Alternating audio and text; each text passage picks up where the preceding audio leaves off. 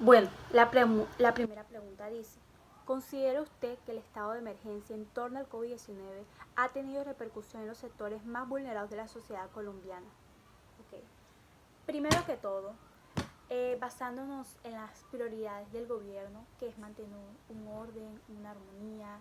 y en un contexto social, económico, político. Esto no es excusa para desproteger y desatender a las clases vulnerables. Teniendo en cuenta las voces no escuchadas de su situación que está viviendo hoy en día, desde su perspectiva, esto de las supuestas ayudas humanitarias que han que evaden,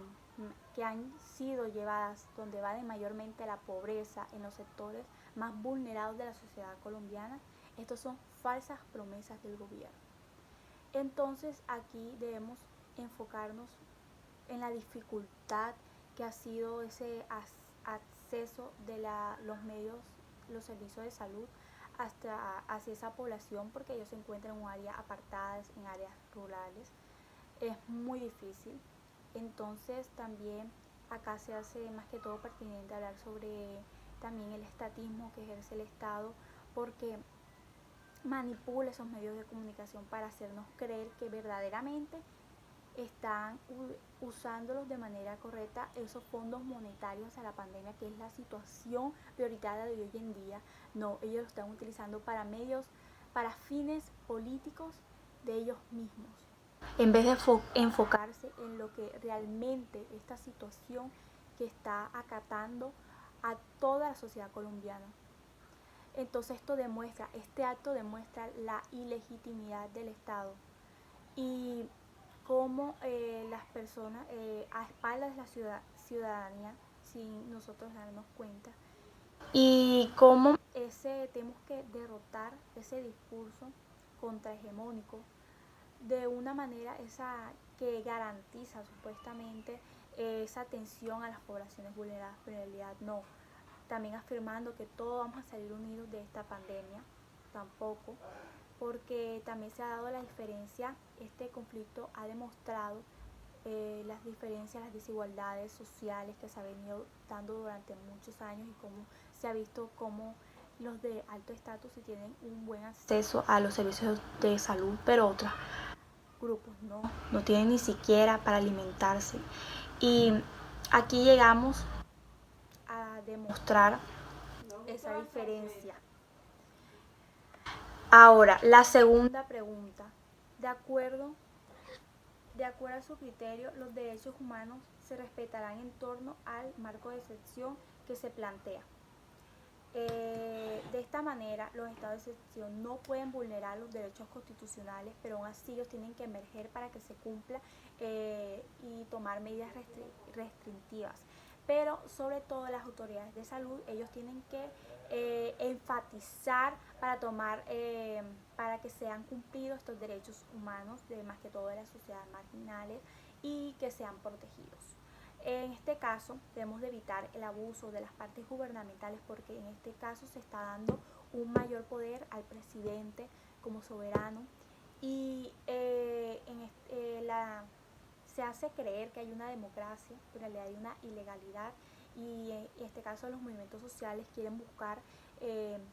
su propio medio para adquirir esa justicia.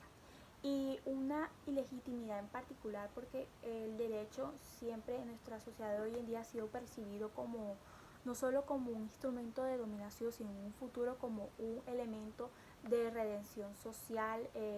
bajo esa dominación, y por otro lado esa sociedad futura que quiere emanciparse. Pero en este caso esta ley que se fundamenta en estos decretos no es compatible con la realidad, con la Constitución, porque no hay eficacia de esa ley, porque no es aplicable a la realidad. En este caso de la cuarentena, este decreto no es eficaz porque la gente sigue saliendo, y entonces el Estado, ¿qué quiere hacer? Intentar poner esa biopolítica como un instrumento de estrategia de poder soberano y ejercerla bajo esta sentencia 252, decreto 10 del decreto del estado de emergencia en materia de salud. Es contrario a la Constitución claramente, y el decreto del estado de emergencia se ha encontrado por no demostrar esa eficacia, esos hechos sobrevivientes en extraordinario y no resulta inminente y el gobierno no dispone, además el gobierno no dispone con esos medios ordinarios para enfrentar esta problemática y además con las divisiones sociales que se ha fomentado por el pluralismo que está evadiendo nuestro país, tampoco esos principios ideológicos no están fomentando esta organización sobre el estado de excepción. En la tercera pregunta es, ¿cuál es el fondo de la exclusión social que sufren los grupos más marginados? ¿Se trata de una mala administración institucional? En esta pregunta es muy curioso porque debemos de escuchar esas narrativas de las perspectivas de esas personas que fueron víctimas de esta dominación desde hace muchos años en nuestro país, del colonialismo, sea epistémico, económico, que es lo que básicamente se presenta aquí, y que busca una expansión a nivel global hacia la clase subalterna pertenecientes al tercer mundo, que es nuestro país, y utilizando un discurso dominante. Ellos intentan una nueva metodología que es el modernismo, como un nuevo orden social, en parte jurídico, y ante estas premisas se busca una lucha por el crecimiento de la nación. En realidad están dejando a la otra parte de la nación excluida, mientras que los beneficiados son las élites y las burocracias. Entonces aquí se plantea el papel de exclusión. Básicamente también emerge el capitalismo, porque está articulando también el racismo, la xenofobia y también es como un conflicto, esa dominación interna y con el tema de los impuestos, porque tenemos que velar por los derechos fundamentales también, como es los servicios de educación, salud, que deberían de ser gratuitos, porque esta clase no tiene ni siquiera se abastece esas necesidades básicas. Y el capitalismo y su relación con el colonialismo, porque se sigue dando, creemos que esto desapareció con la independencia, pero se sigue dando de muchas maneras, como en el caso económico del capitalismo, y se plantea esa afirmación de ejercicio racional, cuyo desarrollo tiene que atender al progreso de esta civilización y sociedades progresistas. Entonces utilizaron los movimientos sociales a la par del colonialismo y los pueblos de esa lucha buscando esa emancipación con una lucha contrahegemónica, tenían un discurso principal, entonces se buscaba esa igualación de los derechos entre ambas clases y de manera ellos intentaban imponer esas reglas, pero esos principales, en esa manera de imponernos, se pasaron esa transformación y limitación de maximizar las condiciones necesarias para la obtención de ganancias.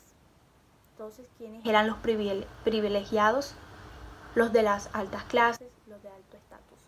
Y en esta dimisión en particular se tomaron en cuenta como una ruta emancipatoria y esto se debe resolver aparte de los acuerdos para ejercer diferentes acciones a base de esa hegemonía del poder en las zonas aisladas. Se instituyó más que todo la violencia, los asesinatos, el hurto, y se sigue dando, y esas voces que están calladas, que no son escuchados en esta pandemia donde se está dando la violencia